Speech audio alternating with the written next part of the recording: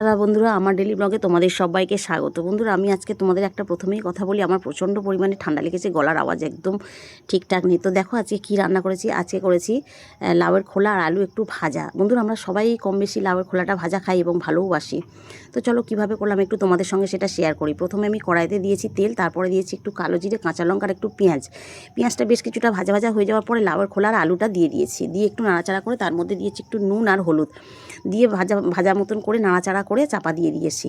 চাপাটা বেশ কিছুক্ষণ পরে খুলে নাড়াচাড়া করে যখন দেখেছি একটু সিদ্ধ হয়ে গেছে, তার মধ্যে সামান্য একটু চিনি দিয়ে আমি নামিয়ে নিয়েছি। তো বন্ধুরা এটা গরম ভাতের সাথে খেয়েও অসাধারণ স্বাদ। আর বন্ধুরা প্লিজ যারা সাবস্ক্রাইব করে দিয়েছো তাদেরকে অসংখ্য অসংখ্য ধন্যবাদ, তাদেরকে অনেক অনেক ভালোবাসা। যারা এখনও সাবস্ক্রাইব করোনি তারা সাবস্ক্রাইব করে আমার পাশে থেকো।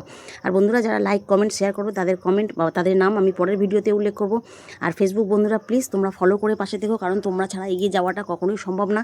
ইউটিউব বন্ধুরাও আমার পাশে থেকো, ভালো থেকো, সুস্থ থেকো। আমি তোমাদের আরও ছোটো ছোটো মিনি ব্লগ দিয়ে দেবো।